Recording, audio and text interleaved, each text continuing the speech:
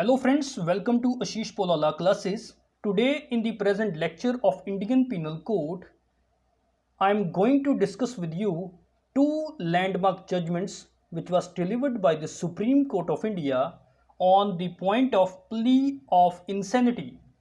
Plea of insanity is provided under section 84 of Indian Penal Code, for which I have already uploaded my video on my YouTube channel.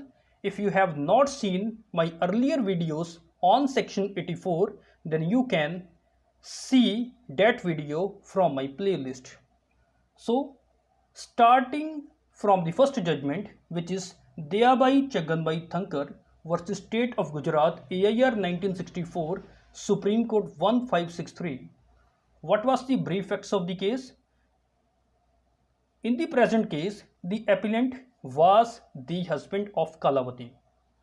They married in the year 1958, but the appellant did not like his wife Kalavati. He was employed in the city of Ahmedabad. 10 months before the incidence of the case, he wrote a letter to his father-in-law stating that he did not like his wife Kalavati. Again, after some months, he asked his father-in-law to take away his daughter to his house. Kalavati's father also wrote a letter to his son-in-law that he would take his daughter on or before 9th of April 1959. But due to certain reasons, the father of Kalavati did not come on that day of 9th of April 1959. So what happened on 9th of April 1959? On the night of 9th of April 1959, the appellant and his wife bolted the door and slept as usual. At about 3 a.m., Kalavati shouted that her husband was beating her, stabbing her, and cried to protect her. On hearing the voice of Kalavati, the neighbors collected and called the accused to come out from the house.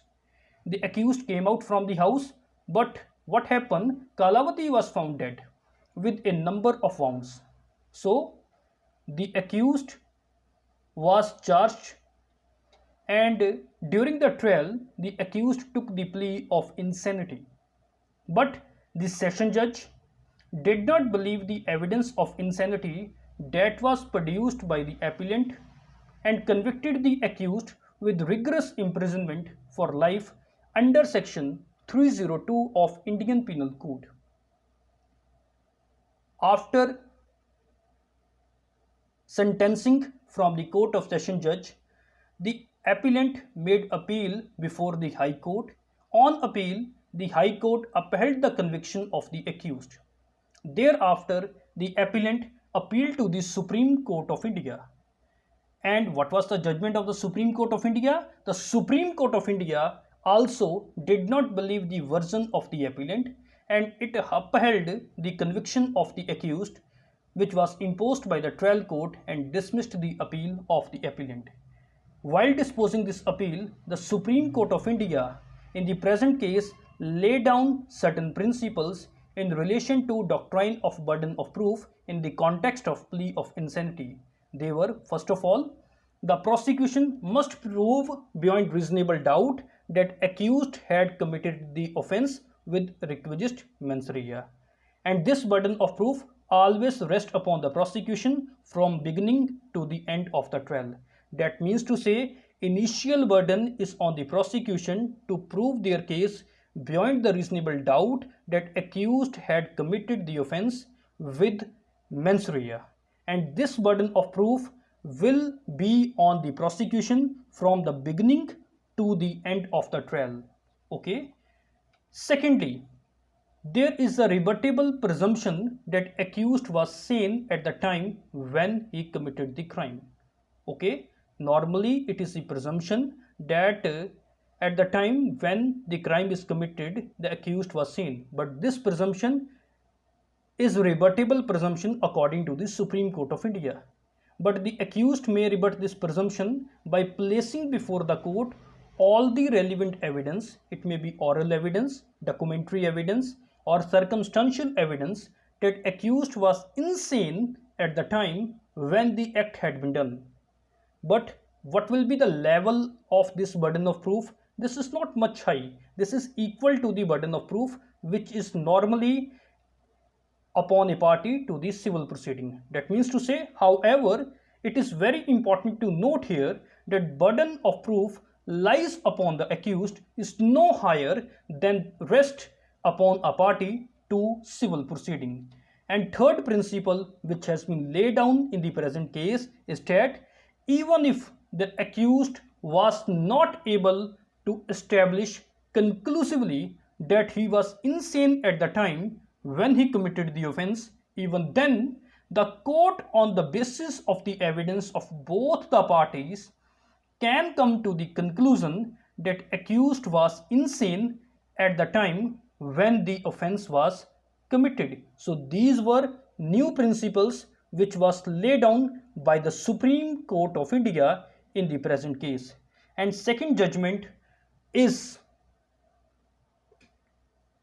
that is Ishruddin Ahmed versus State, AIR 1950, Criminal Law Journal 225. What was the brief facts of the case? In the present case, the accused was commanded by someone in paradise to sacrifice his own son, which was aged only of 4 years. Next morning, the accused took his own son to a mosque and killed him. He then went straight to his uncle, but finding a chowkidar nearby, took the uncle nearby a tank at some distance and slowly told him the entire story. So what the Supreme Court of India held in this case? The Supreme Court of India in the present case opined that the accused was still entitled to the benefit of section 84 of IPC, as even though he knew the nature of the act, but he did not know that it was wrong or contrary to the law. So here the benefit of plea of insanity was given to the accused. So friends, if you like my lectures, then please subscribe my channel and do not forget to click on the bell icon to get notifications of my next videos.